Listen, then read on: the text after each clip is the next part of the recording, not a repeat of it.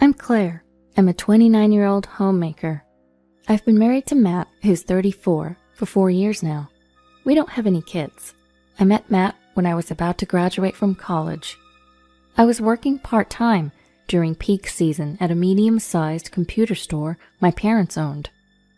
They were short-staffed in the IT department. Back then, I used to create YouTube videos with my friends. I was good at video editing and programming, so my dad relied on me a lot. Matt was the chief of the department at that time. He was meticulous, quiet, kind, and had a great rapport with people. He also had my dad's full trust. We worked on many projects together, and it didn't take long for us to start dating. Both my dad and mom supported our relationship, and our journey to marriage was smooth. After getting married, Matt started a subsidiary company with some financial help from my dad. Matt and Dad got along so well. They looked more like a real parent and child than Dad and I did. A year after its inception, Matt's company began to thrive. That's when my dad's health started deteriorating, leading to frequent hospital visits. Being deeply involved in almost every aspect of the medium-sized company, Dad couldn't manage things as before, and the business started to decline. For my part, I was somewhat reassured that Matt would be there to help me when the time came. I thought Matt would step in if things got too bad, since he had been the chief and knew the ins and outs of the company. But even though he must have known about the situation, he didn't say a word.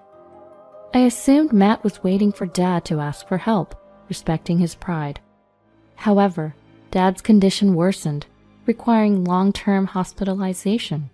When I rushed to visit him after getting a call from Mom, Dad, weakened by his illness, said with a grim face, "If things continue like this, we might go bankrupt." I felt he was silently asking for help. On my way out, Mom, who was helping with the accounts, asked, "Can't we consult Matt?" Mom said he thought Dad couldn't ask for help or to represent himself if he couldn't trouble Matt, who was finally starting to make a difference after a year of independence. She said Dad wouldn't ask Matt for help because he didn't want to burden him, especially now that his business was finally picking up. Knowing Dad's stubborn yet kind nature, I knew he'd never ask for help. So I told Mom, "Don't worry, I'll ask Matt for assistance." I believed Matt would help Dad. That night, I decided to talk to Matt. While he was working on his laptop in the living room, I started, "Hey, about Dad's company?" I explained Dad's health, his low spirits, and the dire state of his business, asking if he could help. I expected him to willingly assist, but his response was the opposite. Without even looking up from his laptop, he said, "You're joking, right?" I was taken aback. Whether he had always felt this way or I just hadn't noticed, Matt seemed like a completely different person. I can't see any trace of his friendliness or kindness. He looked at me, smirked, and said, "Why would I take on extra work now when my business is finally growing? Even if your dad's company goes under, it won't affect mine since we only handle IT." I had misunderstood him. He wasn't concerned about Dad at all. I was so wrong to think that Matt would take Dad's position and not speak until Dad asked for help. He didn't have the slightest compassion or concern for Dad. In disbelief, I retorted, "After all the financial support and client referrals Dad gave you when you started, isn't this a bit too cold-hearted?" After a brief pause, he coldly replied, "That is that, this is this. Mixing personal feelings with business never ends well. What if we both go under? I've come this far, and I won't do anything that's not mutually beneficial." I had to hold back my urge to shout at Matt's attitude, as if he hadn't received any favors from Dad. If I upset Matt now, I might never be able to persuade him again. Taking a deep breath to calm myself, I tried again. "Then, could you at least take charge of the company until Dad gets discharged from the hospital?" No matter how many times we discussed it, Matt's answer remained the same. Time passed without any resolution, and by the end of that month, Dad's company was declared bankrupt by the court. There was nothing we could do now. Dad must have been deeply disappointed that Matt, whom he had cared for so much, didn't lift a finger to help and let the company go bankrupt so easily. Dad became completely disheartened, especially since there was no clear date for his discharge. Mom had to handle the company's debt settlement all by herself. Handling employee salaries, severance, and dealing with business partners was too much for Mom alone. I decided to tell Matt that I wanted to go back to my parents' house to help Mom at least until the debt settlement was completed. Holding back my resentment that Matt might have prevented the bankruptcy if he had acted, I said, "I'm thinking of going back to my parents' house for a while to help Mom. Can you support us with some living expenses until things settle down?" Matt, as usual, was sitting on the couch working on his laptop. I had so many things I wanted to say, but this wasn't the time for arguments. Yet again, Matt's unbelievable response came. Without showing any concern from my parents, he said, "Why? Nothing will change if you go. Think about our company."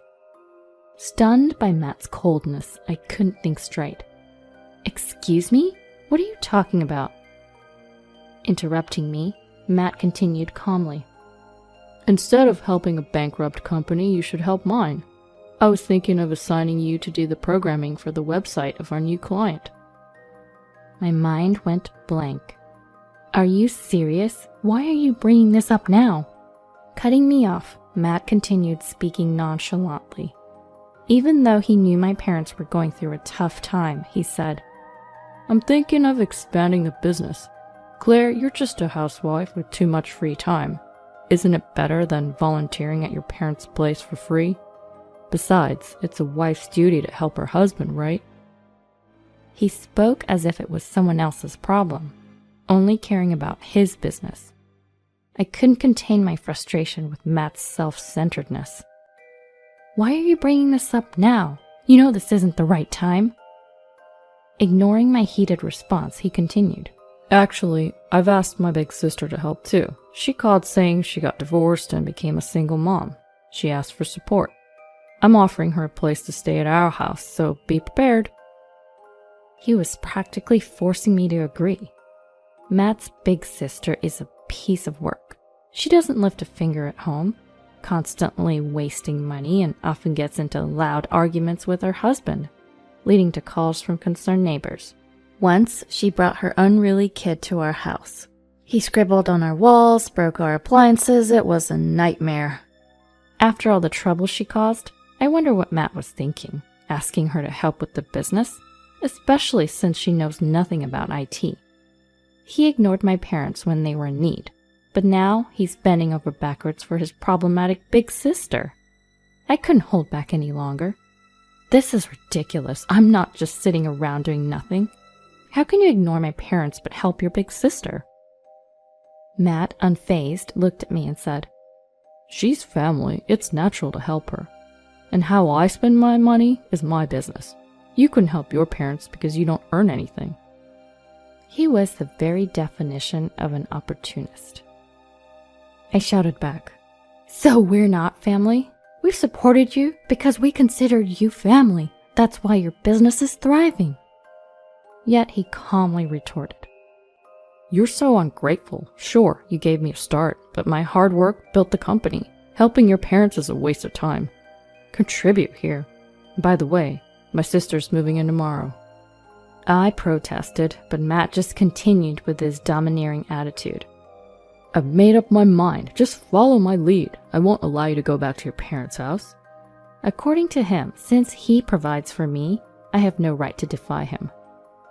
Standing tall and puffing out his chest, he declared, "I don't need a woman who can't listen to me." He then pulled out divorce papers from his work bag. "If you can't obey, we might as well get divorced." "Why do you even have those?" I asked. He had them prepared in case I pestered him too much about helping my dad's business. I was shocked at his level of disregard for anyone outside his immediate family. I was livid. "Fine, I'll sign these and then go back to my parents." I snatched the papers, signed them, and started packing. As I packed, I could hear him muttering, "Such a stubborn woman. Good riddance. Don't come crawling back." I responded with a breezy, "Right back at ya. Goodbye," and left. I submitted the divorce papers and returned to my parents' home. Seeing me with my bags, my mom asked, "What happened?" After explaining, she sighed deeply, probably having her own grievances with Matt. Later, I had the rest of my belongings delivered. Not long after, I received a barrage of calls and voicemails from Matt. All his messages were desperate pleas. "Come back, help me. I'll even support your parents, just come back." Matt's plea for help was likely due to his big sister. When I had called his family to report our divorce, I had a hunch something like this might happen. His mother had complained about how her children, including his sister, had gotten divorced one after another. She went on and on about his sister's bad behavior. I had seen a glimpse of it when Matt's sister once moved into the house Matt and I shared. His mother lamented and detailed the main reason for his sister's divorce. Matt's sister had frequent intense arguments with her husband about money, chores, and parenting. These disputes involved their parents, neighbors, and even the police, but she seemed to forget them over time. Apparently, just before the divorce, she got heavily into gambling and racked up a lot of debt. After the divorce, she tried to return to her parents' home with her debt, but her father disowned her. She probably turned to Matt out of desperation. From what I've heard, I can imagine the chaos at Matt's place. Matt, being protective of his big sister, is probably being taken advantage of. Who would want to go back to such a situation? Plus, Matt's sister's child is a handful. The kid doesn't listen and is incredibly aggressive. If you try to scold him for his mischief, he becomes uncontrollable. I can visualize the mess in their house. I never want to see the scribbles and broken electronics from his pranks again. I felt like if I didn't reply, I'd keep getting endless voicemails and texts. So I sent a message saying, "Thanks for the offer, but no thanks. I don't need your help. We're not family anymore. Oh, we never were, right?" Immediately after, my phone rang. Matt's voice on the voicemail pleaded, "Please help me. I can't take it anymore. I'm going bankrupt. I can't handle the kid. He's destroying the house." Of course, I didn't answer. Rumors say that by the end of the month, suspicious black cars are often seen around Matt's company. They're probably collection agencies. I've been contacted by mutual acquaintances about delays in his business operations and payments. It's hard because they're people I know, but I've already divorced him and have my father's business to think about. So I tell them that I can't help. About 6 months later, I received a letter. It was from Matt. Inside was a scribbled note and a marriage certificate. The note apologized and said his sister had left, asking if we could start over. I was flabbergasted. What was he thinking? The worst part was in tiny letters and read, "Please take care of the kid." I guess his sister left, abandoning her debt and child. I've heard his business is on the brink of collapse. No way am I going back to that mess. I sealed the letter and sent it right back. As for me, after settling my father's company's debts, I started a new programming office in my name. Employees from my father's company had been reaching out, wanting to come back. Surprisingly, some of them used to work at Matt's company. The employees who had witnessed his sister's wastefulness and arrogance, as well as Matt's recent actions, began to fear that they might be coldly dismissed someday. It seems like the already struggling company is on the verge of further decline. When they heard about my new business venture, they were overjoyed. Of course, all of them are highly skilled and ready to contribute, so I'm planning to welcome them with open arms. I'm genuinely excited about the opportunity to restart and work with these familiar faces again. And my father, who had been deeply depressed due to our company's bankruptcy and had no clear discharge date from the hospital, showed remarkable recovery upon hearing the news. He's expected to be discharged soon. He's already eager to return and work even harder than before. At the same time, I heard that Matt's company went bankrupt. I chose to completely ignore it, so I'm not sure what's happening with him now. Regardless of whether someone is family or not, it's essential to cherish relationships built on compassion and trust.